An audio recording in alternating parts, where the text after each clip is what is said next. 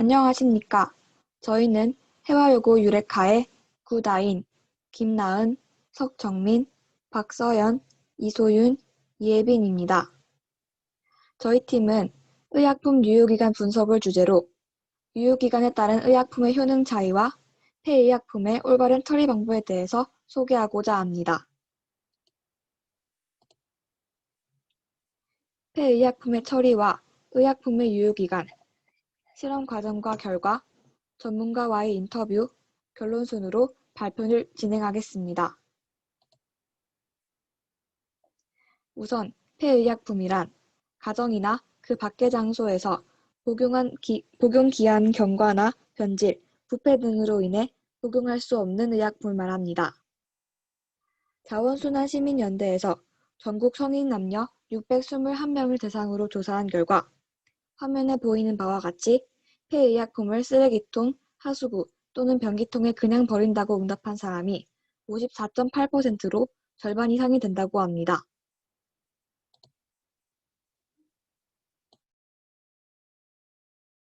그렇다면 의약품의 유효기간은 무엇이며 그 기간은 얼마나 되는 것일까요?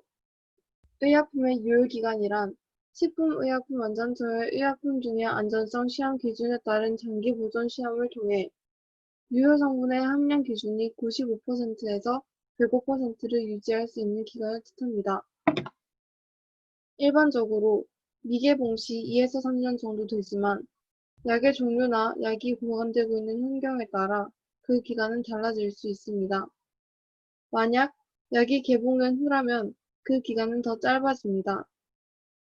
병에 많이 든 알약은 1년, 다량이 든 시럽은 6개월, 개별 포장이 된 시럽은 2에서 3주, 가류약은 1개월, 연고제는 6개월을 개봉 후 사용 가능한 기간으로 제시합니다. 하지만 유효기간이 지나지 않았더라도 약을 버려야 하는 경우가 있습니다. 알약은 코팅이 녹아있거나 외형이 변해 있다면 버리는 것이 좋습니다. 크림이나 연고류가 딱딱하게 굳었거나 오염이 된 경우, 시럽이나 가루약이 색이 변했다거나 덩어리가 생긴 경우 복용하지 않고 폐의약품 수거함에 버려야 합니다. 약의 유효기간은 제품마다 천차만별로 존재합니다. 우리가 흔히 쓰는 일회용 인공 눈물의 경우 개봉 후 바로 버리게 되지만 방부제를 첨가한 인공 눈물의 경우 최대 한 달까지 사용이 가능합니다.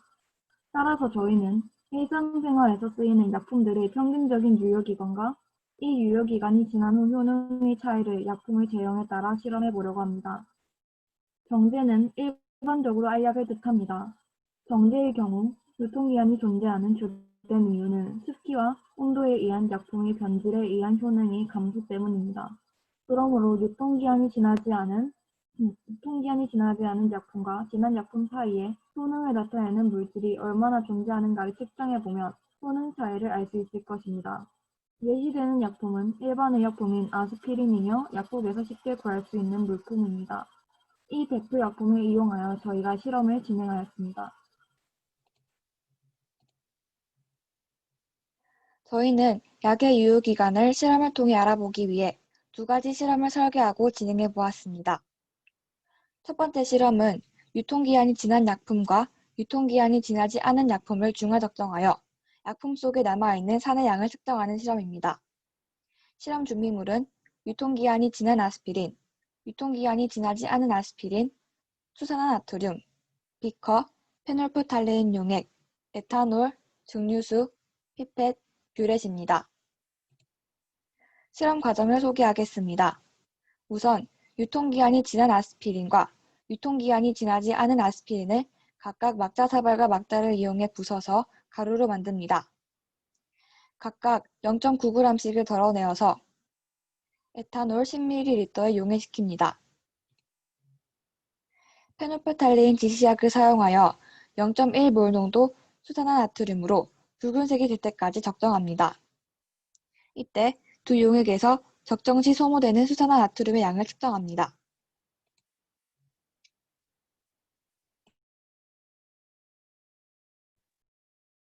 그리고 추가 실험으로 과산화수소 분해 정도를 측정해 보았습니다. 소독용 과산화수소는 3% 농도의 과산화수소입니다. 과산화수소는 엔트로피 측면에서 물과 산소를 분해내는 성질이 있습니다. 이를 바탕으로 시간이 지남에 따라 과산화수소에는 과산화수소보다 물이 많아지게 됩니다. 그러므로 소독의 효능을 발휘하는 과산화수소는 점차 감소하여 이에 따라 소독의 효과 또한 감소함을 예측할 수 있습니다. 하지만 촉매가 없어서 산소 포집 실험 반응이 제대로 이루어지진 않았습니다. 그래도 유통기한이 지나지 않은 왼쪽의 과산화수소에서는 미세하게 기포가 발생하였고 유통기한이 지난 오른쪽의 과산화수소에서는 아무런 변화가 없었습니다.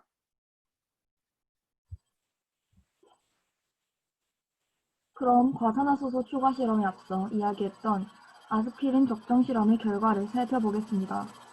보이다시피 왼쪽 비커, 즉 유통기한이 지난 아스피린을 사용한 비커에는 NaOH 4방울, 오른쪽 비커, 즉 유통기한이 지나지 않은 아스피린을 사용한 비커에는 NaOH 7방울을 적정에 사용하였습니다.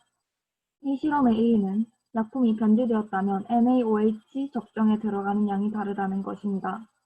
그렇다면 왜 이런 결과가 나왔을까요? 유통기한이 지난 아스피린의 순도가 낮아져 탄성이 약해지게 됩니다.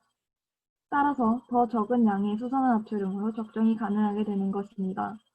또한 유통기한이 지난 의약품은 순도가 낮아질 뿐만 아니라 약의 성분이 다른 화학 성분으로 변질될 위험성이 있습니다. 위의 실험에서도 유통기한이 지난 아스피린의 성분 일부가 다른 화학 성분으로 변질되었을 가능성을 충분히 제기할 수 있습니다. 이로써 유통기한이 지난 의약품 혹은 폐의약품의 경우 약의 본래 목적에 맞는 올바른 기능을 100%는 발휘할 수 없다는 것을 알 수 있습니다.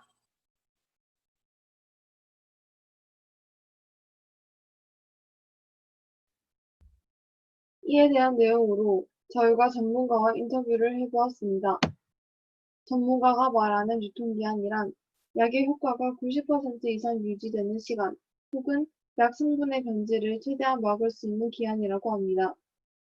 그들이 말하는 조제약의 일반적인 유통기한은 한 달에서 최대 1, 2주를 더 경과한 기간이라고 하며 알약 말고 가루약의 경우 2주라고 합니다.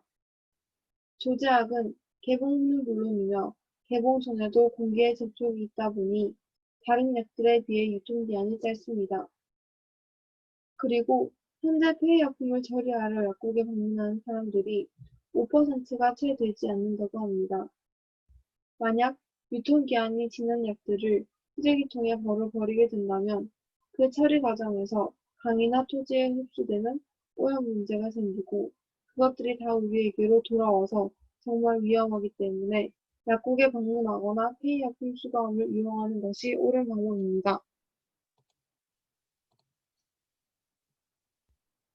폐의약품은 매립되거나 도시가스로 배출되면 공기, 토양, 수질 등의 환경오염과 생태계 교란의 원인이 되고 인체에 부정적인 영향을 끼칠 수 있습니다. 따라서 의약품은 유통기한이 지나면 종량제 봉투에 담아서 폐기하는 것이 아니라 반드시 의약품 처리업체에서 회수할 수 있도록 하여 안전하게 처리해야 합니다. 예를 들어 폐의약품 중 처방약의 경우 약포지를 뜯을 필요 없이 그대로 폐의약품 수거함에 넣으면 됩니다. 이렇게 올바르게 수거된 약들은 2달에 한 번 보건소에서 폐의약품 수거의 날을 지정하여 지역 내 약국의 폐의약품까지 모두 수거한 후 소각 처리됩니다. 약은 음식물과 같이 부패되거나 색이 변하거나 냄새가 나는 현상이 나타나지 않기 때문에 쉽게 유통기한이 지났는지 판단하기 어려울 수 있지만 약의 종류에 따른 유통기한을 참고하여 유통기한이 지난 약이라면 꼭 약국이나 폐의약품 수거함을 통해서 올바르게 처리해야 합니다. 이상 해와여고 유레카 약학팀의 발표를 마치겠습니다. 감사합니다.